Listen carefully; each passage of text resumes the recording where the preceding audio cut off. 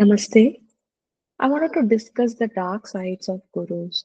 Usually, we approach gurus whenever we are in a vulnerable condition, maybe going through a series of life problems, and in order for us to get some guidance or to help us charter these rough waters or navigate through these uncertain times, we might approach someone whom we think are good.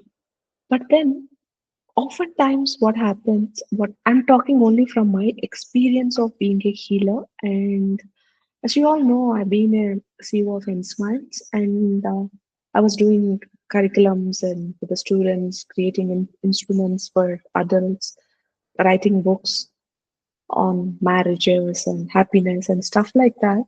And as part of my upgradation of learning, I've learned healing.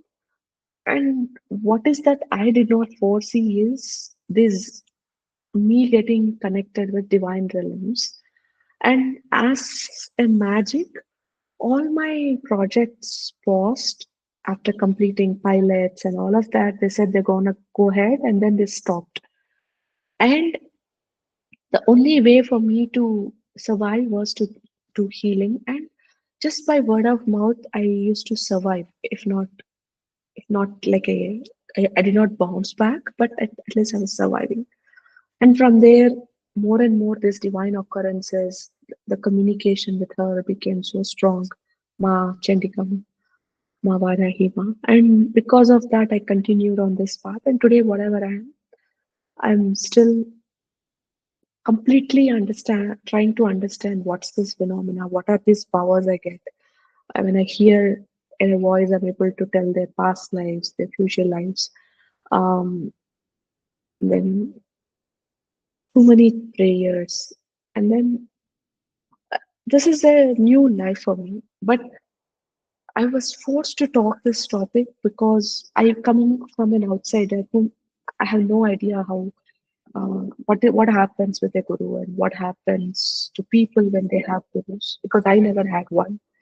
And I was very corporate-ish. I don't have any exposure to any of this. Only I after I started healing and that too Mars started sending some very genuine cases just by word of mouth.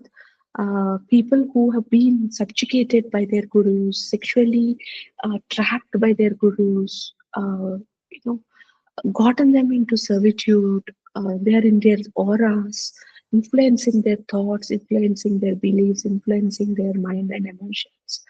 And after this, I'm like, oh my God, what's this world? And, and then I thought it's time for me to, at least from an outsider, warn you guys. I'm not trying to say all gurus are the same, but there are people like this who take the form of guru because when you're in your vulnerable self, you go to them for guidance and then they fear you. Saying you have got this, you got some spirits on you, you got some black magic done, your house is this, you're gonna do some good for you, you're gonna clean it, you're gonna do this, and charge you a bomb. And then further say, oh yeah, we've done quarter of it, now we have to do full and we're gonna take another bomb.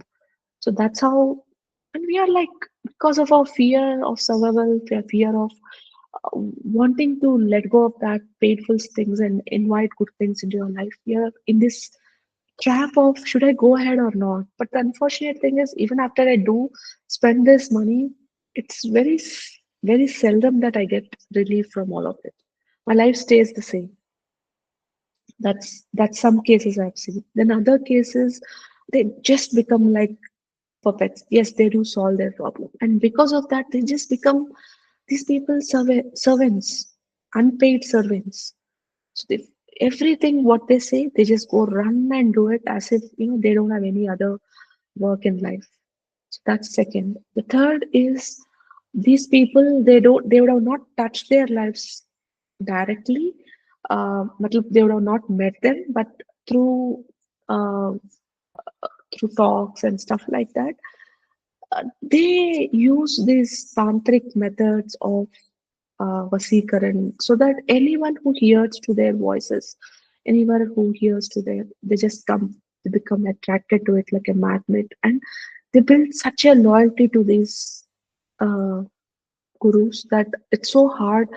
If anyone comes and tells anything against them, there'll be a bunch of people who say, no, he's not so, and stuff like that, he or she.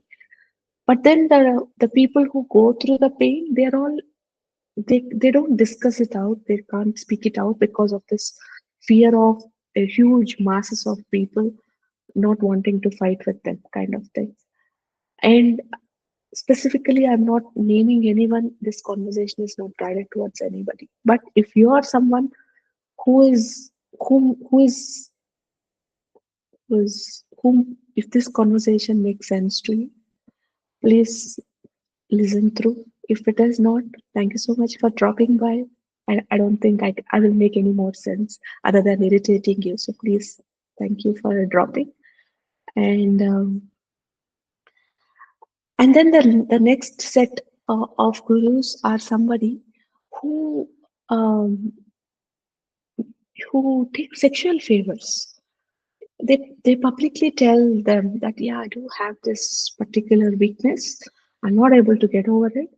But yeah, and they persuade them. When we go and tell some intimate things to our guru because we are in a vulnerable situation and they want to take advantage of that for their benefit of sexual favors. That's something which was terrible for me, which actually motivated me to make this video. That particular guru do have quite a lot of followers on his social media also. I'm like, oh my God. And it was this there's a lot of Lalita Devi's upasanas and all of those also taught. So if you see his social media page, you don't seem to know that this person can have that kind of uh, tendencies. But yes, they do. And then I had to, because he's living and he's also quite powerful, all these gurus, they are using tantric methods to do it. And when I am even using divine method to at least, mm, take away these kind of because I've been guided by in one cases I've been guided by Varahima. Somebody called me and said they were watching this video and they said, please go and talk to her. She's gonna release you from this.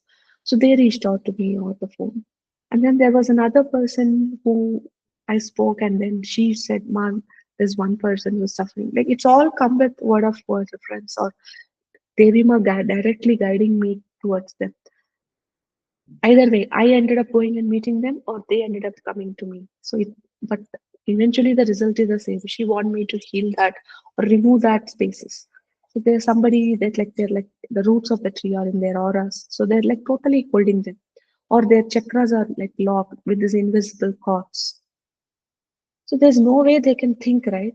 Chakras, like if my throat chakra is totally locked, I can't speak anything beyond than what my guru's orders energetically to me to talk, or whom I think I follow, whom I trust. Then it becomes more stronger. So what is my suggestion is I'm only coming from a neutral standpoint, and I'm not into this world of business. So that is the reason I can speak out certain things just to save you or warn you. Please don't think I have this savior complex. No, I'm just coming from a neutral. I'm talking about my experiences, what has happened, because I know how controversial this video can get. But I hope Ma will protect me, because she's the one who guided me to talk about this to the world. It's not hope. I trust that Ma will protect me. So please follow your guru. Okay?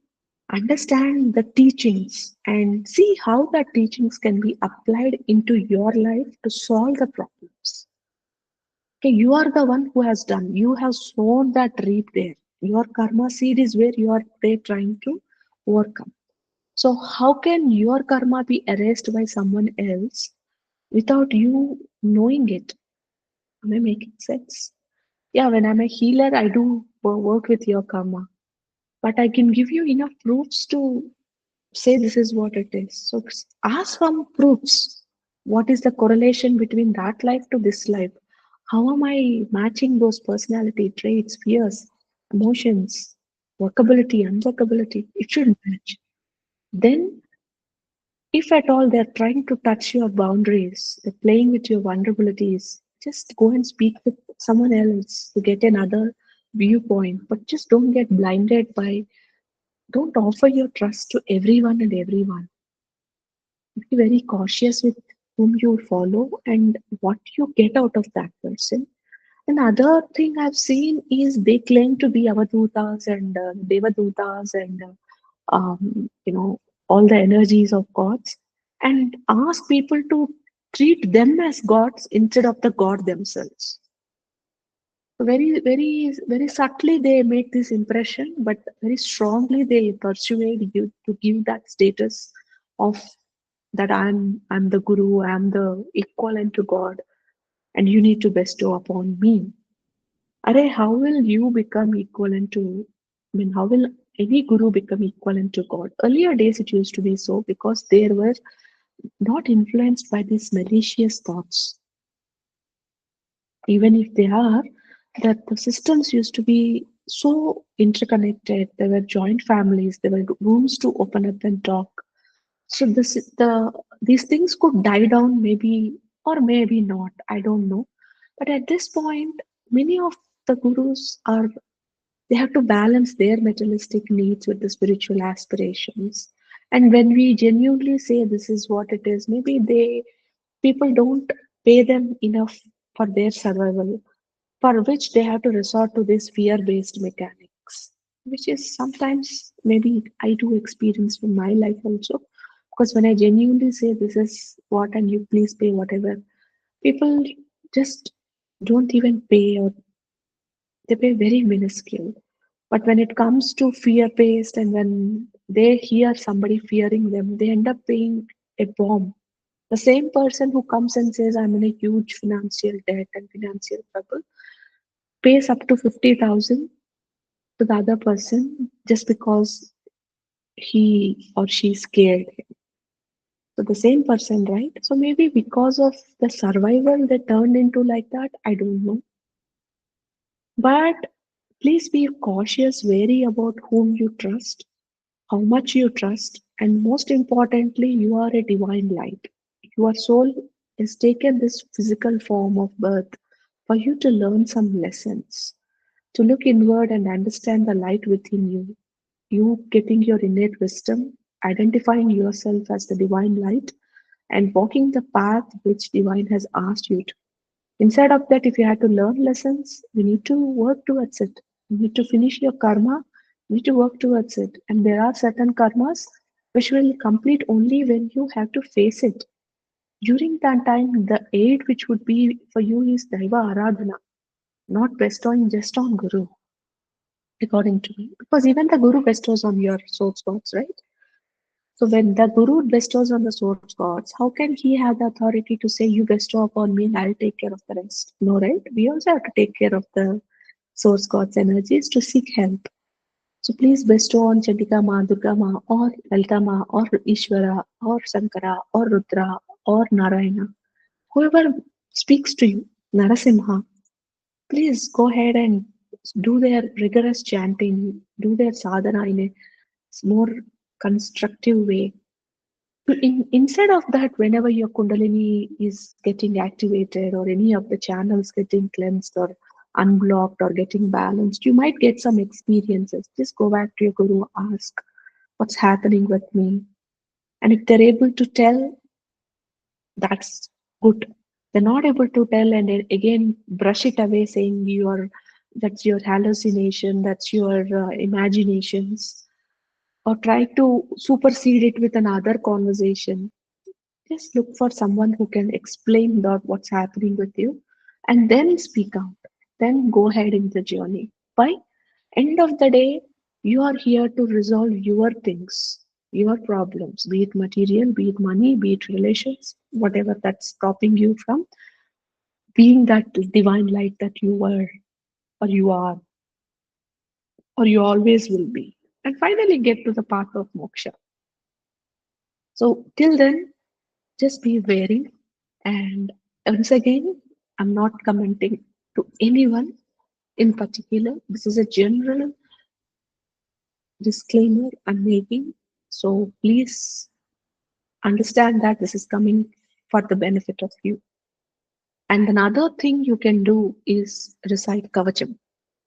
Devi Kavacham, Narayana Kavacham, Anjanaya Kavacham, Rudra Kavacham, Narsimha Kavacham, whatever is your favorite god, please start reciting the Kavachams. If you recite Kavacham, and if you are a Hindu,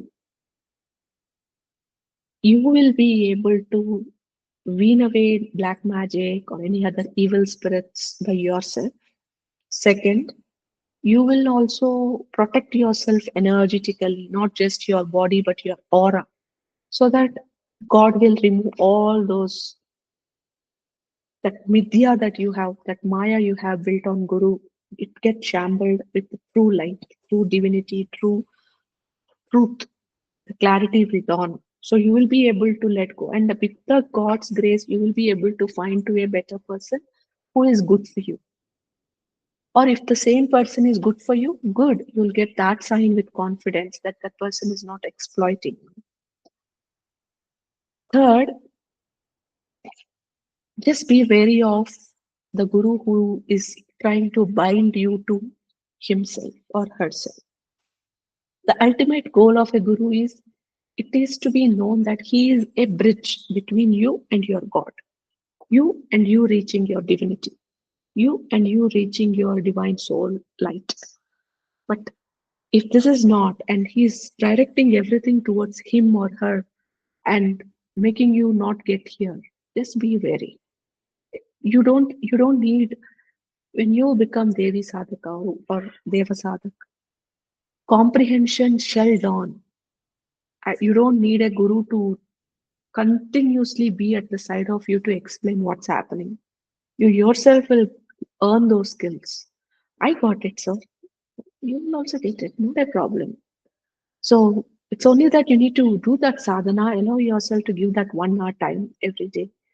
But understand that 1 hour of what you are doing as sadhana will help you not just improve your cognition, because you're trying to learn some Sanskrit lines which are very new to you.